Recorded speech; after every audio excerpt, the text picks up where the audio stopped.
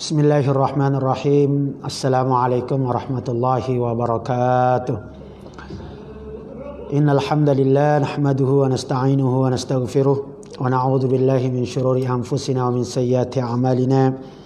May yahdihillahu fala mudilla lahu wa may yudlil fala hadiyalah. Asyhadu an la ilaha illallah wahdahu la syarika lah syahadatan tunjina biha min jami'il ahwali wal afat. Wa asyhadu anna sayyidana Muhammadan abduhu wa rasuluhu al-mab'uts rahmatan lil alamin. Allahumma salli wa sallim ala sayyidina Muhammad wa ala alihi wa sahbihi ajma'in, amma ba'd. Tak henti-hentinya kita memanjatkan puji syukur kehadirat Allah Subhanahu wa taala karena pada sore hari ini Allah masih berkenan memberikan kita nikmat kesehatan, nikmat kesempatan, nikmat iman dan Islam, dan berbagai nikmat yang lain yang insya Allah semuanya itu harus kita syukuri meskipun dalam kondisi kita ada di rumah, tidak bisa kemana-mana karena COVID-19. Salawat dan salam semoga tetap tercurah kepada junjungan Nabiullah Muhammad sallallahu alaihi wasallam, para santri dan santriwati Pondok Pesantren Ar-Risalah Batu Tanggang, para anggota Sanat TH khusus Makassar, para hadirin dan hadirat yang insyaallah dirahmati Allah Subhanahu wa taala, pada sahabat-sahabat IAIN Kendari yang insyaallah dirahmati Allah. Pada sore hari ini, hari ke-19, kita ingin membahas terkait dengan amil sebagaimana yang saya sampaikan kemarin, bahwa pembahasan kita hari ini khusus pembahasan tentang amil. Kenapa amil ini dibahas tersendiri? Karena amil ini kita lihat punya peran yang sangat vital dalam pendistribusian, pengumpulan, pendayagunaan zakat. Artinya ketika tidak ada amil, maka kita bisa jadi kita tidak tahu bagaimana supaya penggunaan zakat ini merata, penggunaan zakat ini betul-betul tepat sasaran. Karena kalau kita semua masing-masing mengeluarkan zakat kepada mustahik, bisa jadi nanti ada orang yang terlalaikan, ada orang yang terlupakan hanya karena tidak terdata dengan baik, karena kita masing-masing memberikan. Nah, oleh karena itu saya perlu menjelaskan siapa sesungguhnya amil itu, apa fungsinya, baik itu menurut undang-undang maupun dalam kitab-kitab fikih itu apa fungsinya. Karena selama ini kita taunya amil itu hanya yang baca doa, yang terima lalu bacakan doa. Tidak sesimpel dan tidak sesederhana itu amil. Maka di dalam kitab-kitab fikih dikatakan al-amiluna 'ala zakati, amil-amil zakat itu adalah yuqsadu bihim, yang dimaksud dengan amil zakat itu kullul ladzina ya'maluna fil jihazil idari li syu'uniz zakati.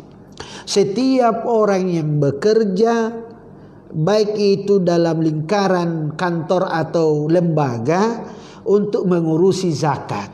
Jadi setiap orang yang terlibat dalam pengurusan zakat itu disebut dengan amil. Min jubatin yahsulunaha, baik itu orang-orang yang kemudian datang ke masyarakat untuk mendapatkan zakat, wa min khazanatin, penjaga harta zakat, wa hurrasin yahfazunaha, wa min katabatin, baik itu penulisnya, wa hasibina, penghitungnya, yadbituna waridaha wa masrufaha, yang bisa menghitung yang datang dan yang keluar itu. Wa min muzi'in, yang memuzi'in itu adalah yang mendistribusikan, yang membagi. Yufarriquna ala ahliha, yang membagi kepada orang-orang yang berhak, kepada mustahiknya. Jadi kullu haula'i ja'alallahu ujurahum fi mali zakat. Semua orang yang terlibat tadi itu, yang penting semua orang yang terlibat dalam pendayagunaan zakat atau dalam pengelolaan zakat itu disebut amil, dan mereka itu berhak menerima bagian sebagai amil. Itu adanya. Apa tujuannya dibayar dari harta zakat itu?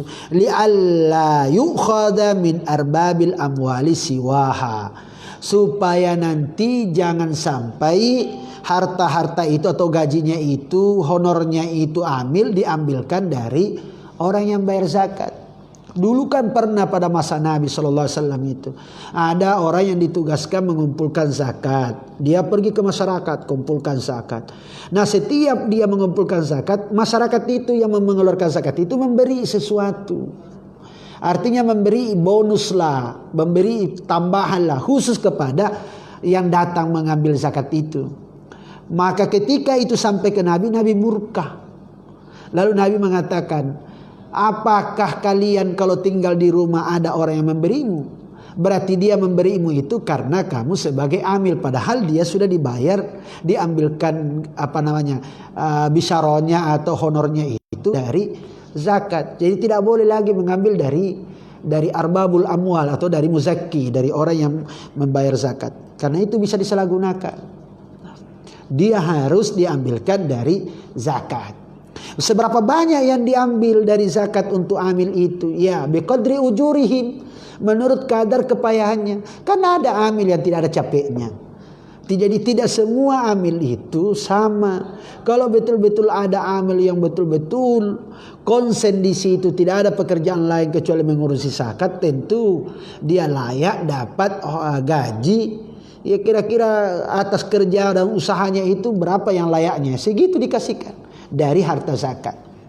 Nah, rata-rata kita sekarang kan amilnya hanya di masjid, tidak ada anak kerja, hanya terima, setelah itu bagi, terima, bagi, itu pun membaginya tidak pergi bawa ke orang-orang yang berhak. Nah, suruh orang datang ke masjid untuk terima zakat. Tidak boleh begitu.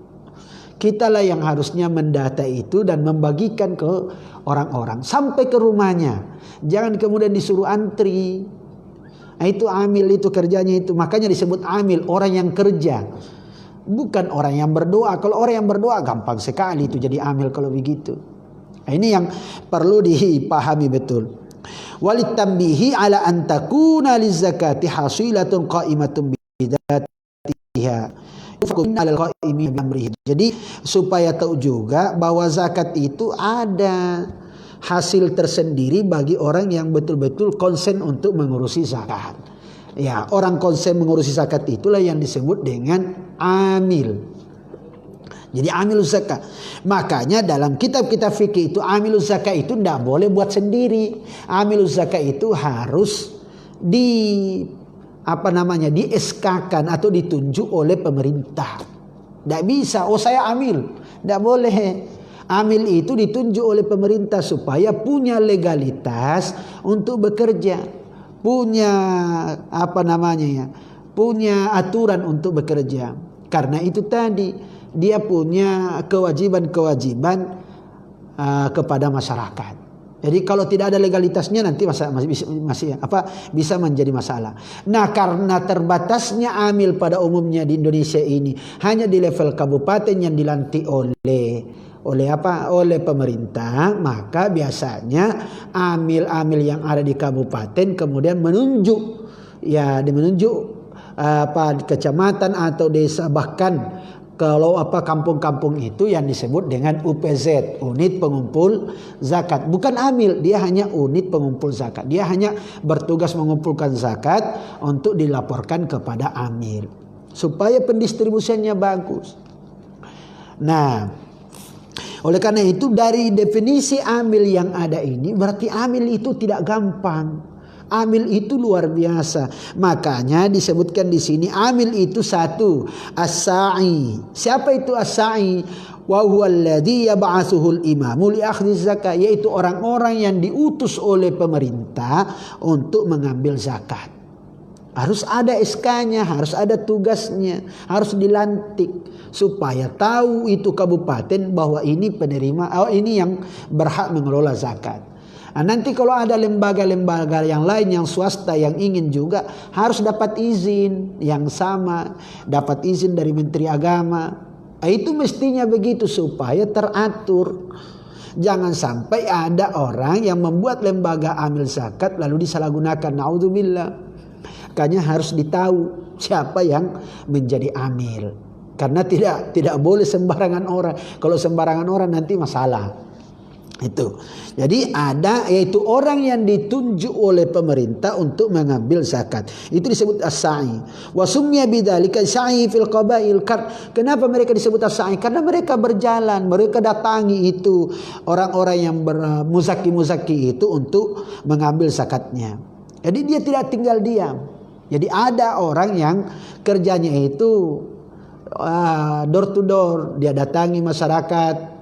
Makanya nanti kita jelaskan apa fungsinya amil itu supaya tersusun, terstruktur, sehingga tidak nanti dekat-dekat nanti puasa baru membuat amil. Tidak begitu caranya. Amil itu dia kerjanya. Makanya sekarang di Indonesia itu dibuatkan undang-undang Republik Indonesia nomor 23 tahun 2011 tentang pengelolaan zakat. Sudah ada undang-undangnya, undang-undang zakat.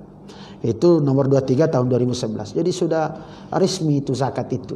Tinggal orang-orang yang ditunjuk itu ya harus kerja keras supaya dipercaya oleh masyarakat. Itu masalahnya. Jangan diam-diam saja. Selesai setelah dilantik selesai. Tidak ada pelaporannya, tidak ada publikasinya. Berapa yang dia kelola zakat selama setahun. Siapa saja yang membayar, siapa saja yang mustahik. Itu bahaya kalau begitu. Jadi nantilah kita menjelaskan ini. Ini dulu amilnya siapa saja. Satu, orang yang tugasnya itu mendatangi orang-orang untuk mengambil zakat. Jadi janganlah orang yang bayar zakat itu yang proaktif. Amil juga harus proaktif. Di samping muzaki proaktif, amil juga harus proaktif. Karena ada kadang-kadang itu muzaki malas, atau kadang-kadang lupa karena sibuk, kadang-kadang lalai karena sibuk. Maka kalau amil yang datang ke rumahnya menyampaikan dulu, sosialisasi dulu tentang zakat, bahwa itu zakat itu ada segini. Makanya amil itu harus buat brosur. Amil harus punya brosur yang disebarkan ke masyarakat, terutama kepada calon-calon muzaki, supaya mereka tahu, kalau gaji saya sekian zakatnya. Kalau usaha saya sekian zakatnya. Harus jelas. Jadi dia punya brosur lah. Buatlah brosur para amil itu, buat brosur yang disebarkan ke masyarakat. Masyarakatnya tidak semua, mungkin masyarakat yang kita anggap bahwa ini kayaknya sudah memenuhi syarat untuk menjadi muzaki, itu yang didatangi. Minimal kasih brosur, ini Pak, kami dari amil zakat, ini memberitahukan ke Bapak terkait dengan ketentuan-ketentuan zakat. Baca-baca dulu. Nah, nanti kalau ada yang mau ditanyakan selanjutnya silakan. Itu amil yang betul-betul amil itu. Apalagi kalau amil kerjasama dengan LPS untuk mendapatkan data siapa yang gajinya di atas, misalnya untuk memudahkan, siapa yang gajinya di atas, penghasilannya di atas 7 juta satu bulan. Nah kalau di atas 6 juta 7 juta gajinya dalam sebulan, pastilah bisa masuk kategori muzaki. Ini yang perlu kita data dengan baik. Siapa itu yang data? Amil. Amil gampang, tinggal kerjasama dengan LPS. Jadi ada datanya. Data penghasilan masyarakat itu kan ada di pemerintah kabupaten itu. Tinggal itu cari. Kedua, bisa kerjasama dengan penyuluh Kementerian Agama untuk mendata di masyarakat itu. Coba cek itu. Siapa saja masyarakat yang punya penghasilan di atas rata-rata begini, penghasilannya di atas 6 juta. Coba cek-cekkan. Jadi kalau ada data itu kan luar biasa. Itulah fungsinya amil. Makanya ada as-sa'i, orang yang jalan. Bukan orang yang tinggal diam saja di tempatnya menerima zakat. Itu pun yang dia terima zakat fitrah, terus zakat mal yang tidak pernah. Jadi zakat itu bukan zakat fitrah saja. Kadang-kadang kita ini lihat itu amil nanti berfungsi kalau Ramadan. Di luar Ramadan tidak ada fungsinya. Ini amil apa modelnya kalau begini? Mohon maaf, jangan tersinggung. Ini kita betul-betul ingin supaya amil betul-betul berfungsi sehingga masyarakat percaya. Sehingga semua nanti zakat-zakat itu melalui amil. Kenapa? Kita percaya bahwa betul-betul sampai ke masyarakat, sampai kepada mustahik. Itu as-sa'i. Yang kedua al-qassam. Al-qassam itu siapa? Alladzi yaqumu biqasmis sadaqat. adalah orang yang bertugas untuk membagi zakat itu fil fi'at allati tastahiqqu an tusrafa ilaiha, adalah orang-orang yang bertugas untuk membagi zakat kepada mustahik yang berhak. Jadi tadi ada yang menerima, ada yang mengumpulkan, mendata dan mengumpulkan, ada yang bertugas untuk membagi kepada mustahik. Betul-betul dia bagi, jadi jangan kemudian didatangi loh. Jadi kenapa disebut qasam? Karena dia bagi, dia datangi rumah. Oh ini Pak, terima zakat kita berhak menerima zakat. Datangi rumah, kan gembira orang itu kalau didatangi. Sekaligus penghargaan ke masyarakat supaya masyarakat itu jangan terbiasa, mohon maaf, jangan terbiasa mempertontonkan kemiskinan dengan cara antri. Ada banyak orang miskin yang punya akhlak, yang punya adab, yang punya rasa malu. Maka kita ambil yang datangi, kasih ada orang yang bertugas. Itulah yang bertugas, itulah yang kemudian mendatangi, yang membagikan ke masyarakat. Jangan kita ini orang miskin, mohon maaf, disuruh datang ke masjid, Pak, terima zakat. Naudzubillah. Itu sama saja dengan semakin merendahkan orang. Akhirnya nanti ada orang yang tidak mau, padahal dia berhak. Nah, ini pentingnya. Kadang-kadang juga karena modelnya begitu, akhirnya siapa yang berhak datanglah ke masjid. Akhirnya kadang-kadang ada orang mengaku berhak menerima zakat, padahal datang bawa mobil. Ada orang mengaku berhak menerima zakat, tapi pakai gelang emas, cincinnya gelang emas, pakai kalung. Naudzubillah. Lalu mengaku sebagai mustahiquz zakah, berhak menerima zakat. Ini kan musibah kalau begini modelnya. Maka harus datanya fair, harus datanya valid, sembarang. Yang ketiga yang masuk kategori amil itu adalah al-hashir. Apa itu al-hashir? Walladhi yajma'u arbabal amwali min mawadi'ihim ila sa'i lil akhdhi minhu. Itu orang-orang yang bertugas mendata. Yajma'u itu yang mengumpulkan muzaki itu dari tempat-tempatnya untuk dipertemukan dengan yang mengambil zakat tadi. Jadi pembagian tugasnya amil itu luar biasa. Ada yang bertugas untuk pendataan, ada yang bertugas untuk mengambil zakat, ada yang bertugas untuk membagi. Al-hashir itu adalah yang mendata masyarakat. Siapa sih masyarakat kita yang menjadi muzaki? Data, apa penghasilannya dan seterusnya. Dia hitungkan supaya mempermudah masyarakat supaya segini zakat saya. Mana yang berhak, mana harta yang dizakati, mana yang tidak. Kan kadang-kadang masyarakat tidak tahu siapa yang berfungsi di situ. Muzaki. Makanya muzaki itu harus ngerti tentang zakat. Kalau tidak mengerti tentang zakat, bahaya itu jadi amil tidak ngerti zakat. Jadi minimal lah, kalaupun tidak ngerti semua, minimal di situ ada beberapa orang yang mengerti tentang zakat. Makanya mohon maaf kepada pemerintah, carilah orang yang ngerti zakat untuk diangkat menjadi amil.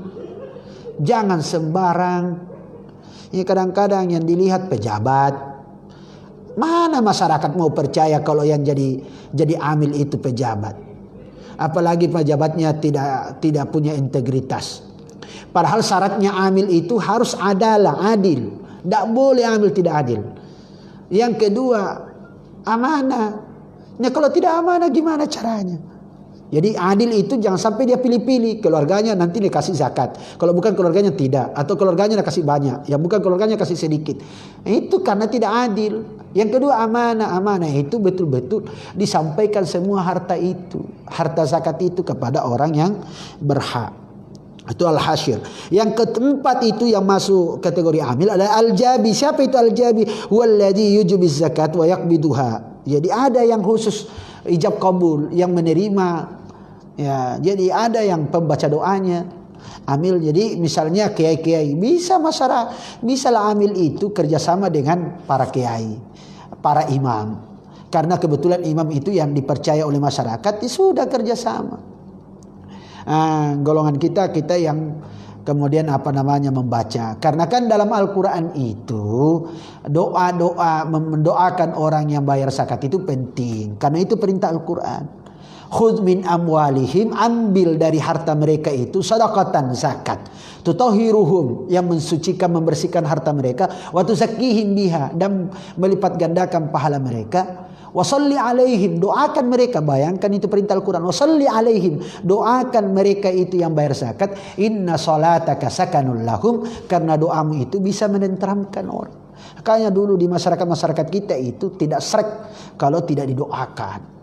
Tidak srek kalau bukan ke imam, tidak srek kalau bukan ke kiai. Karena doanya itu yang dia kejar. Makanya amil itu harus ada kiainya juga. Jangan sampai amil tidak ada kiai, tidak ada yang tahu baca doa di situ. Naudzubillah. Musibah itu.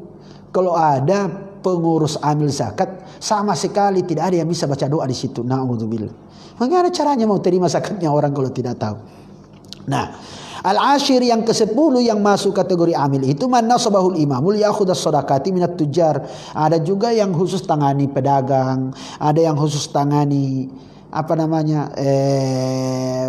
pengembala atau yang berternak, peternak, ada yang khusus menangani apa. Semua jadi jalan betul-betul itu amil karena masing-masing ada pembagiannya. Bahkan al-arif juga ada, huwallazi ya'rifus sa'ibil fuqara, yaitu yang memberitahukan ada yang mendata khusus yang mendata khusus mustahik. Jadi ada yang mendata khusus amil juga itu yang mendata khusus mustahik, yang akan memberikan data itu kepada nanti yang mendistribusikan zakat. Oh, ini data-data valid ini, betul-betul orang tidak mampu. Bahkan nanti mustahiknya itu diklasifikasi diskalakan skala prioritas. Ini yang paling miskin, ini sedang-sedang. Sehingga nanti ketika kita menerima zakat, kita lihat, oh zakat kita ini hanya sekian. Maka ada nanti skala prioritas. Nanti betul-betul yang butuh sekali dulu yang diutamakan. Asyadduhum hajatan ila zakah, yang paling butuh pada zakat itu yang diutamakan, Jangan dulu yang masih bisa bertahan tanpa zakat itu dikasih. Padahal ada orang yang betul-betul butuh. Ini yang kadang-kadang membuat kita gregetan ini di masyarakat ini melihat amil kalau tidak kerja seperti itu. Maka dalam undang-undang zakat itu tahun 2011 itu sudah jelas bahwa fungsinya amil itu 4. 1, merencanakan. Harus ada perencanaannya. Apa itu? Merencanakan bagaimana caranya supaya perencanaan pengumpulan, bagaimana caranya supaya betul-betul datanya itu valid. Data mustahiknya, data muzakinya. Ada perencanaan dulu, dilakukan perencanaan terkait dengan pengumpulan zakat, perencanaan terkait dengan pendistribusian zakat, perencanaan terkait dengan pendaya gunaan zakat. Jangan semuanya konsumtif zakatnya, tapi dijadikan produktif. Ada mau lihat masyarakat, ini masyarakat ini miskin, tapi kayaknya dia jago untuk berdagang. Kasih modal, itu namanya produktif. Tapi dikontrol. Jangan sembarang kasih, nanti orang tidak jago, tidak punya bakat untuk berdagang, dikasih modal untuk berdagangnya habis. Tetap miskin, tetap tidak ada apa-apanya itu yang kita kasihkan. Makanya harus ada, kalau perlu ada pembinaan, ada pelatihan yang kita lakukan. Itu jadi perencanaannya dulu. Setelah perencanaan, pelaksanaan dalam pengumpulan, pelaksanaan dalam pendistribusian, pelaksanaan dalam pendayagunaan. Setelah melakukan pelaksanaan, ada yang ketiga itu namanya pengendalian. Dikendalikan juga. Jangan sampai tidak terkendali. Ada pengendaliannya. Yang ketiga, yang keempat itu pelaporan. Jangan lupa ini pelaporan. Masukkan ke media tentang pengumpulan zakat sekian, pendistribusiannya sekian, pendayagunanya sekian, dipublish ke masyarakat supaya masyarakat percaya. Ini yang jarang kita lakukan sekarang. Jadi amil-amil sekarang itu taruh di koran, bahkan kalau bisa buat website. Amil punya website sehingga bisa dikontrol oleh masyarakat. Oh, sekian yang terima, ini orangnya. Enak, orang percaya. Sekarang ini kadang-kadang amil tidak melakukan itu sehingga kita serba was-was. Akhirnya banyak masyarakat yang kemudian menyerahkan sendiri zakatnya ke mustahik. Nah, bilang lebih syak saya kalau sampaikan ke mustahiknya sendiri karena langsung sampai.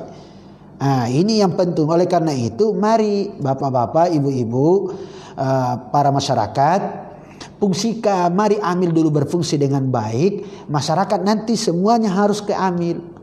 Kalau sekarang masih banyak ulama-ulama yang berpendapat bisa langsung ke mustahik itu karena amilnya kurang berfungsi dengan baik. Tapi kalau amilnya sudah berfungsi dengan baik, maka sebaiknya ke amil.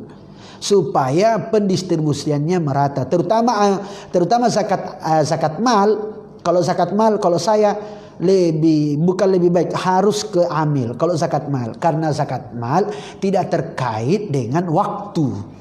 Beda kalau dia zakat fitrah. Zakat fitrah itu harus sudah didistribusikan ke mustahik, ke orang yang berhak sebelum salat Idul Fitri.